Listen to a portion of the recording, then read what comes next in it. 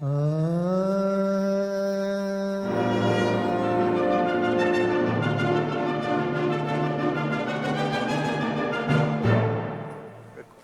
person I'm going to make you all meet today is somebody I've been communicating since 2008. I remember those days. It was for a selfish reason I used to communicate, to remove hidden secrets of the greatest astrologer to walk in America. And also probably the greatest astrologer in India. And I still remember those days when I used to call this lady via the phone. I used to not have money, and it used to be expensive phone calls for me. And I kind of gave up. Then she did call me up, a couple of times, and then she called me up once. She was at the airport, and it was about getting this book out of one of the greatest minds ever. And I'm going to tell you why. Because her guru was the student of my guru, C.S. Patel sir. And incidentally, I must admit that he went so deep in Nadis that he surpassed everyone. Even Patel sir, he probably surpassed him. This is one man in the history of India who learnt astrology just to eat food. You're going to be shocked. He worked for Mahatma Gandhi during the freedom movement, and he put up a poster on the streets, and the Britishers put him in the jail. Now in the jail, there were these Brahmins, and they said, if you want to have good food, okay, then you're going to eat food with us, and if you're going to eat food with us, you better learn Jyotish. At least this is what the story I know. And that's how he started learning Jyotish, memorizing shlokas, and eventually it is said the rishis would speak to him. His voice would change. His Sanskrit would become something else when the rishis were speaking to him, and the rishis were speaking through him. He's the only man who has seen in Vasishtha Nadi the mention of outer planets, Uranus, Neptune, Pluto. Of course, it wasn't said Uranus, Neptune, Pluto. Prajapati, Yama, all that was used, and Vasishtha Nadi said, in Kali Yuga, these three planets will be discovered, and the usage of it would be discovered in Kali Yuga. And probably, I think if I remember well, said that in the West, people will use it. Something like that. Well, we Indians don't like change. Nobody likes change, except babies. They love their diapers to be changed. Anyway, without wasting much time, please welcome my dear person. I was shocked to see her here. Jyothi Lin. Okay, she likes to go by that name, Jyothi. How are you? Very good. Do you want me to call you Jyothi, or do you want me to call you? Jyoti's fine. Jyoti's fine. Okay. Thank you for that. So much. Thank you for agreeing to be on Saptarishis Astrology channel. And I know you hate all this media. I mean, you although she works in media, but she works quietly. Okay. She's on the I guess. Okay, I can't say that. Oh, sorry. So sorry. So that's I was big business. Tritikacharya to Narender. Tritikacharya was the one who just swept the floors, and then we'd get the crumbs. And so for Narendra to just have a glimpse of what he knew, we can have a glimpse. Yeah. But I do know the story of the outer planets, Yeah. and I prepared his charts for 12 years. Oh. So I always had to fit those outer planets in. I did not say to the audience, who this man was. It was Sri Narender Desai, late Narender Desai. And he was a genius of an astrologer, and he was also your guru, I presume? Yeah, well, Narender would not let anyone call him guru. Okay. He would say, I am householder. He had wife and 3 children, and I know one very great astrologer, when he saw him at a conference, came and touched his feet, and he chased him away, and he said, I am not a guru, I'm householder. And he said, then I bow down to your gurus, because there were 3 rishis that would come. Okay. Shuka, Sage Shuka, Sage Agastya, Sage Bhrigu. Okay. And I'll repeat it for them. yeah, Sage Bhrigu, Sage Shuka or Shukra. Shuka, Okay. And Sage Agastya. Agastya. Yeah. Okay. And I met Narender because, by a divine accident, Ramakrishna Shastri, the late Ramakrishna Shastri, who was the Shukanadi reader in Bangalore, came to my house Okay. and ended up staying there with his wife and child for about a month. Now, which year was this, roughly? Narendra, when did I meet you? 1989. 1989. 89. That's roughly 30 years back, 28 years back. Wow. Yes. Wow. And one day he said, cancel all the readings. And people were coming from all over because the Nadi leaves were Yeah, here. yeah. And he said, the greatest astrologer of India is coming today. And I said, where is he coming from? And I'm in New Jersey. And he said, Parsippany. And I thought that was really funny because, like, I had just moved from Fairfield, Iowa. Okay. And I had become friends with James Braha. Okay. So I had his book and I had the first software. So I just learned a little bit of the basics. Yeah. So Narender walked in, and that was, we had a Jupiter-Moon conjunction. Oh my God. So it was, I knew him immediately. Okay. That it was such a blessing for him to come. He was a very sharp guy. I think round face. I've seen Yeah, his photograph quiet, once. little. Short and round face, right?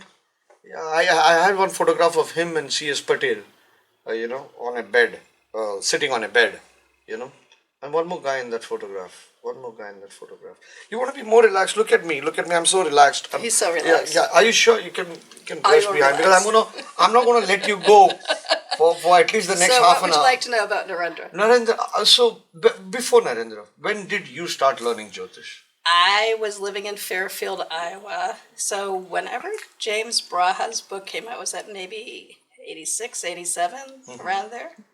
But that was just the basics. Houses, lords, placement, learn how to draw a chart. Yeah. But then when Narender came, Okay. then that became different because he would ask me to come up every week and always bring 6 charts. Okay. And I sat in on many, many, many of his readings. So even he had the same concept the way I teach. That bring He charts. was a bring Shuka charts, teacher. bring Basically, I met him through Shukanadi, and he could read the leaves. Yeah. Well, obviously, that's how he came to the outer planets, because he was a Sanskrit master as well. Yeah.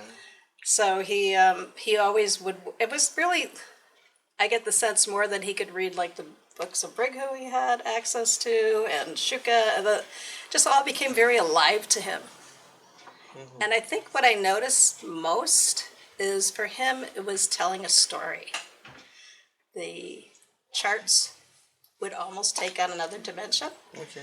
where it wasn't just, oh, Rahu's over your moon. It'd be more that, oh, Rahu's in the 3rd, learn how to handle the snake, learn how to control that. So it was all very much telling a story in pictures. And I notice that when I read a chart, if I get, I get stuck in it's just Rahu of your moon, it's a different dimension when you let your mind go into the story that the Nadis teach, really, about Jyotish. And then it's a very different continuation. So his readings were always very different, is it? He just, he was a great teacher. He was a great speaker. He could speak many languages.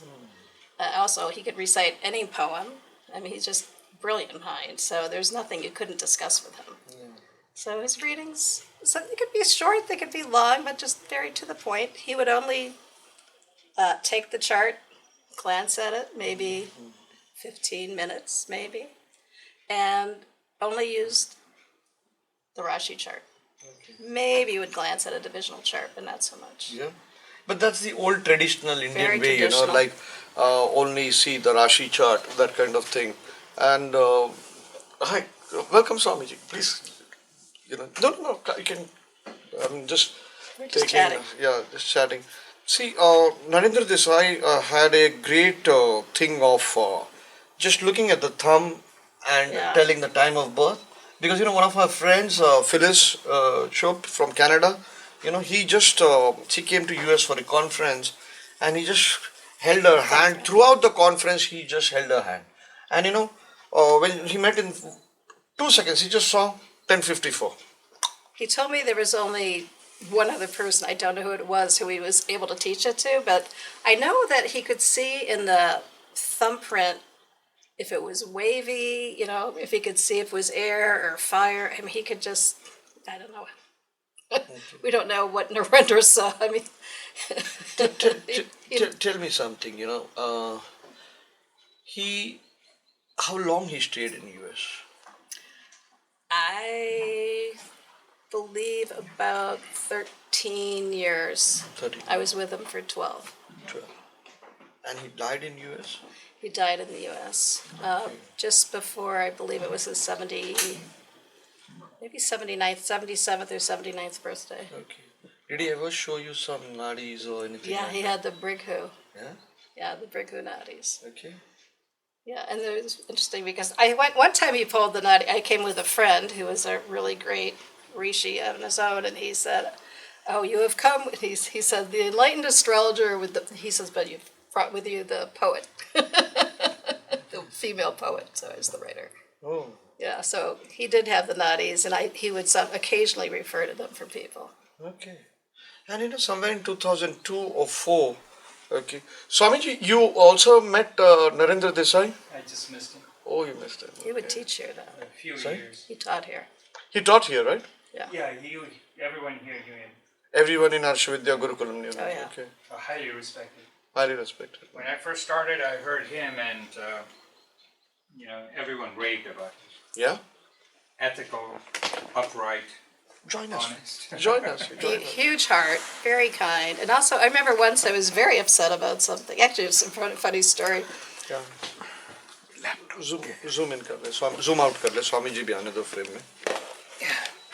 And guys, I got to tell you, I've been behind him. I'm going to take a separate session with Swamiji. Yeah.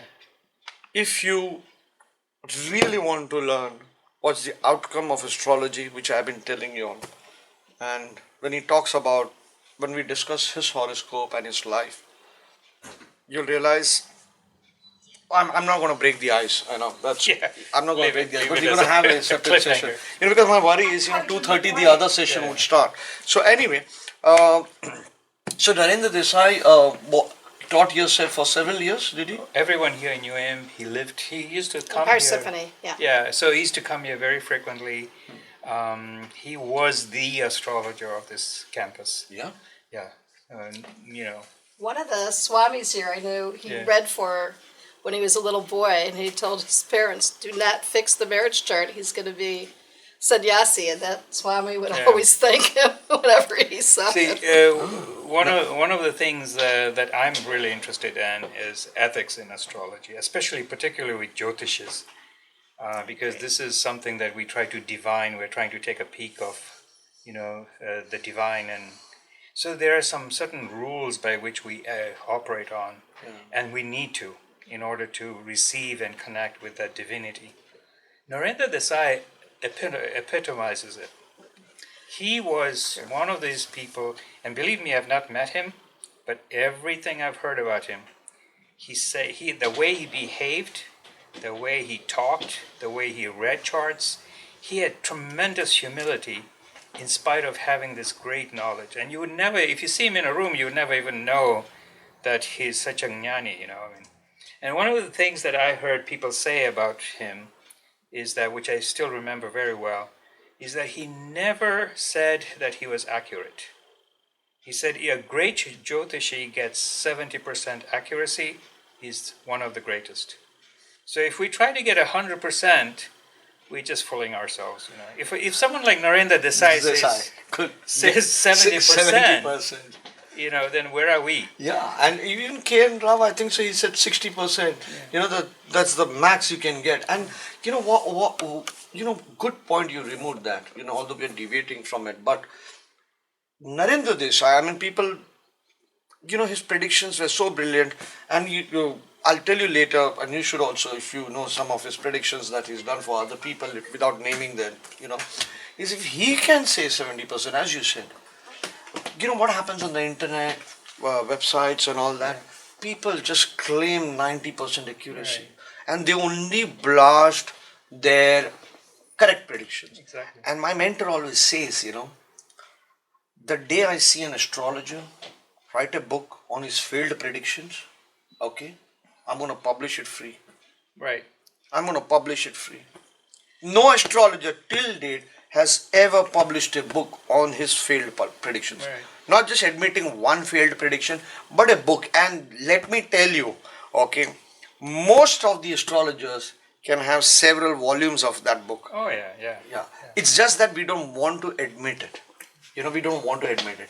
But anyway, tell me about Narendra I Desai. would say with Swami here, because we've been talking about this, that Narendra was a reminder of what is the purpose of Jyotish. And Yeah, exactly. one of the greatest things about it, I've never, in 12 years, I never, ever heard him say a negative thing about anyone. It Yeah. would never come out of his mouth.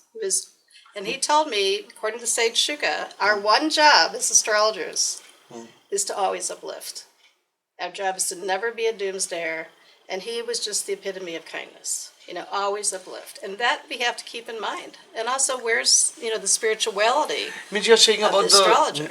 about him not predicting a negative event, or just never say anything wrong about It's anyone. it's not telling somebody that, at this time might be difficult, but he never spoke ill of anyone. Even if something really went haywire, he would just say, let the gods take care of it. He just stayed in his Purusha ability to deal with things, but he was just always kind. And just, the reminder, if somebody comes in and they are going through a difficult period, that yes, this might be. Okay. Now you were telling something, Swamiji, about. Oh, Narender Desai was someone I'd never met, and I know pretty much the entire gamut of Jyotishs and Western astrologers here in the U.S. In the US. You've been here so long. How many years? I've been here almost 20 years. 20 years. More than 20 years, yeah. But then I was very involved with the Jyotish community and Yeah. the astrological, Western and Eastern. Okay. So I pretty much met everyone. You were also involved in so many organizations, I right? have, yeah. I've started over 30 companies, Oh my God. 7 non-profits. So. Oh my God. But one of I started a company in translating Greek philosophy and Greek astrology. So that was my beginning. And then secondly, I went to Jyotish after that. But I was involved in the Western astrology. So what I'm saying is that I met so many of these people. Okay. And with most Jyotishes, unfortunately, we tend to have a bit more of an ego than normal people. Yeah. But Narendra Desai was an exception to the rule. Yeah. I think there's no one there. You could just pull it really hard. Sorry. So so he had such humility, not in the way he was and in the way he behaved, that he was one of the only persons I wish I'd met before he passed away, because I got involved soon after he passed away. And the funny thing is that every time, because I heard about him in this ashram, and so all this information I'm getting is from other people who have told me what they felt about him. So, and that created a desire in me, just like, I wish I'd met him, because he was... when he passed away, there was this article in the CVA newsletter, CVA journal. Okay, I think Nalini Kant Das. Yeah. Very nice man. Very nice man. I wanted to interview him. Somehow, been a bit difficult. He's also very, very great. Great. I presume he's a bit reclusive, right? Very reclusive. Yeah. But he's also quite open once you... Yeah.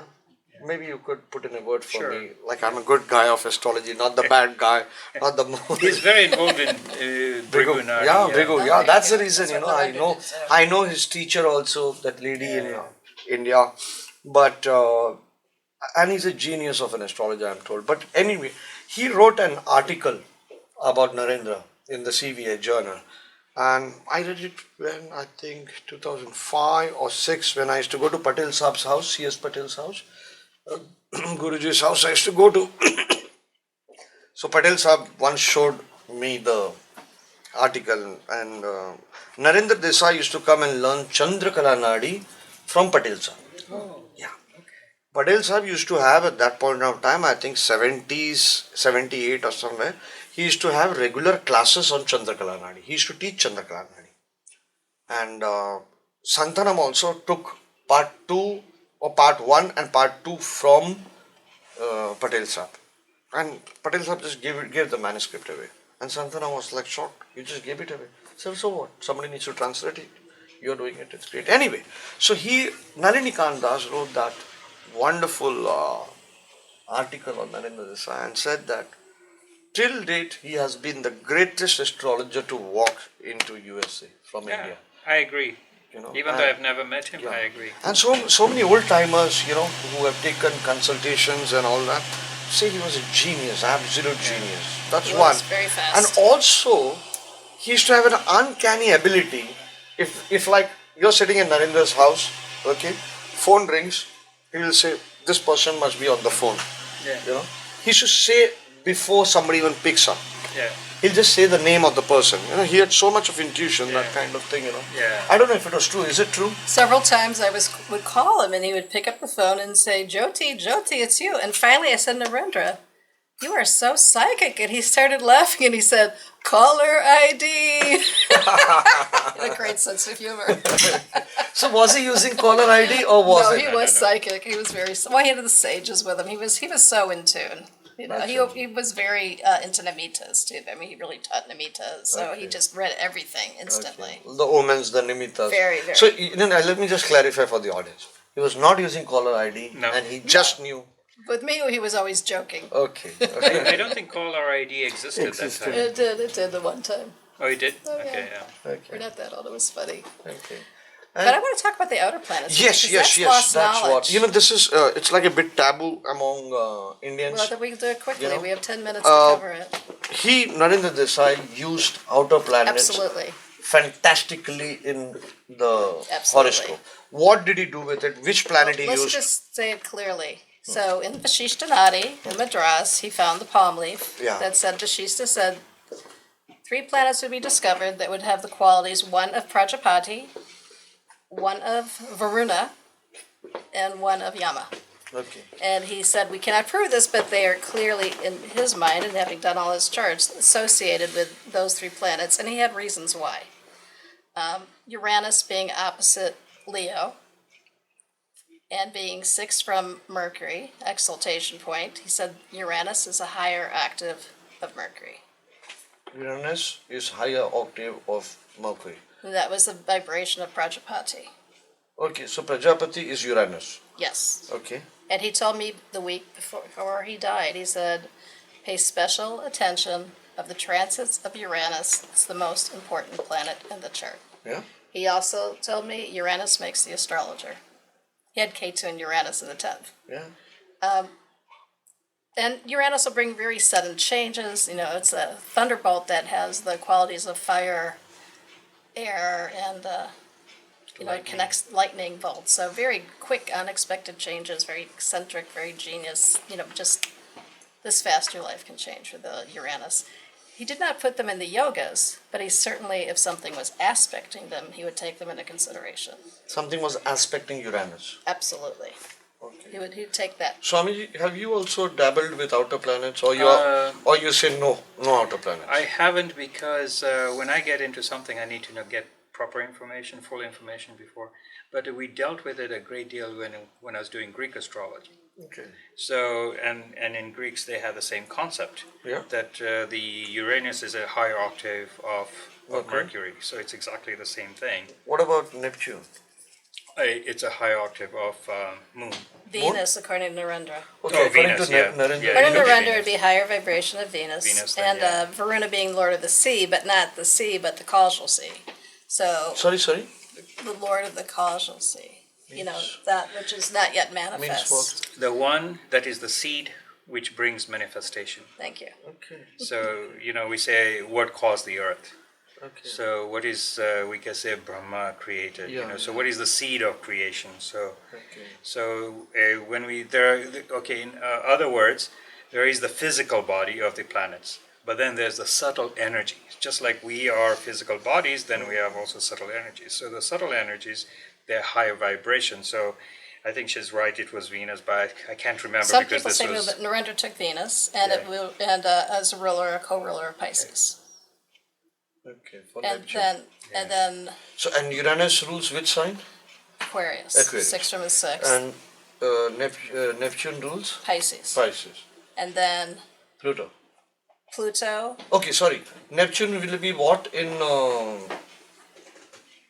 Sanskrit? The Prajapati Varuna. Varuna. Varuna. Okay.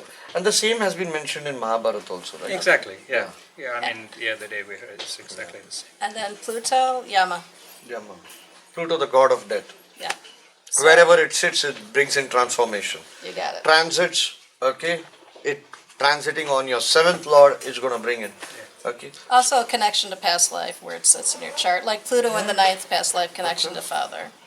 Can I open my horoscope and check where Pluto is? Sure.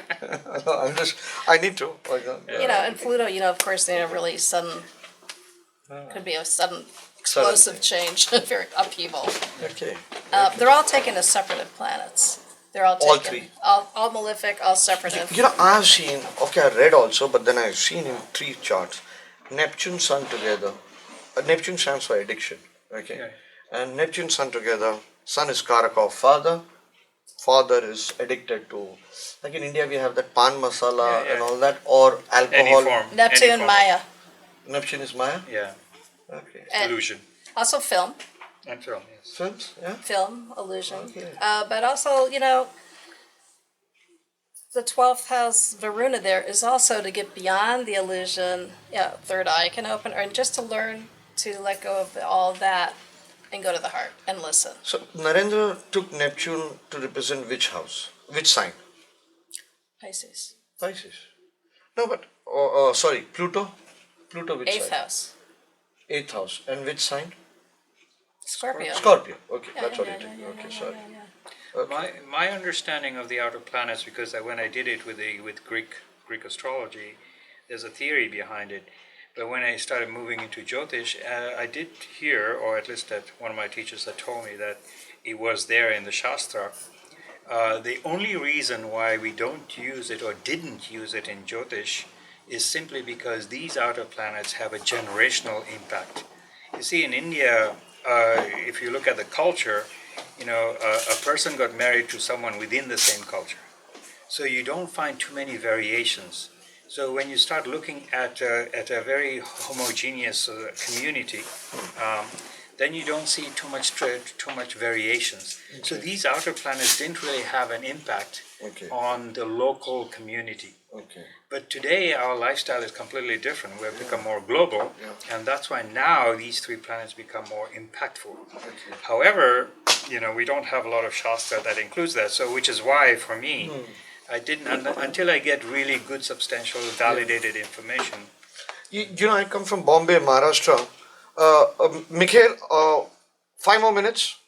2:30. Just give me 5 more minutes. I'm done. Oh, you're supposed to do this? No, you're supposed to do. I'm There's saying an interview. the interview. 5 more minutes. Oh, you're interviewing. Yeah, 5 more minutes. 5 more minutes. We got a celebrity astrologer. Just pan the camera. I hope you don't mind me panning the camera towards you. This is, nobody knows him, but he's the genius behind what most of us are using as a software. All professional astrologers use him.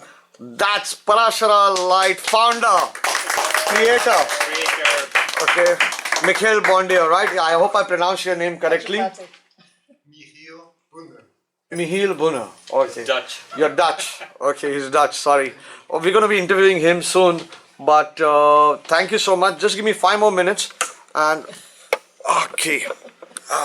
So, quickly speaking, okay, outer planets have an impact. Narendra used it fantastically. Fantastically. Especially in transits, placement of They houses, use it in the natal chart, natal chart, everything. everything. Okay. Tell me, before we wind up, Okay, because I know his lecture is about to start. Tell me one fantastic prediction about him. Using outer planet. Oh, using Or- outer planes. Or any. I know he used to tell me one of his favorite stories was a man came running into his house in a hurry. Okay. And he said, quick, you have to do my horoscope. And he said, okay. And then he said, tell me what I do for a profession. And he was a little taken aback because he was a very kind of rough man. And he said, you really want me to tell you? He said, yes. And he said, you're a smuggler and you smuggle gold. The man said, correct. Oh, wow. And then Narender said, and they shot you in the ankle. And the man said, yes. And the bullet came out right here. Oh my God. And then he said, and you should be careful because if these men catch you, they will kill you. And with that, the man paid him and ran out the door and said, I have to go. They're coming now. Oh my God. He ran out saying that. Behind him. These men are still behind me and they're coming right now. Oh my God. That's a great story. Oh, that's a great story. Yeah. Guys, can you even imagine an astrologer? Today, we astrologers have so much of ego. Yeah? You just, all three of us coming on the frame? Yeah, please. We astrologers have so much of ego. Yeah. And can you imagine this astrologer, Narender Desai, looking at your horoscope, 2 seconds telling you're a smuggler and they've shot you in the ankle. Okay? How many of us can do that? And you look on Facebook and YouTube, they blast themselves so badly, they market themselves. Oh my God, it's like, it's like, I don't know what to say, it's like a very bad Indian Bombay term, it's like become a dance bar. Sorry to use that word. It's become that, we are forced to market ourselves today. We are forced to do that, all kinds of tricks we have to do. Hey, I predicted this, predicted that. And you're telling, people, if they make a correct prediction about a marriage, okay, they'll blast it, copy, paste, blast it on their Facebook. And here you have one of the greatest astrologers and you're telling me he was so humble. I never knew that, coming that from you, Swamiji, because you all don't know Swamiji himself is so humble. I've been watching him for the last 7 days. Constant, serene smile on his face. We're going to come, we're going to interview him. Because we have workshops from 8 o'clock in the morning till 9:30 in the night, okay, till 9:30 in the night, okay, and so it's really tough on me. So thank you so much, Jyothi, and finally we connected after so many years. Very, very good. Swamiji, thank you for coming, but we're going to be spending time together, maybe tonight or tomorrow, whenever, because I've kept one extra day just or so tomorrow. that, yeah, whenever, or maybe let the conference happen and then we just do it. Okay. So, thank you so much. Thank you. Pranam. Thank you.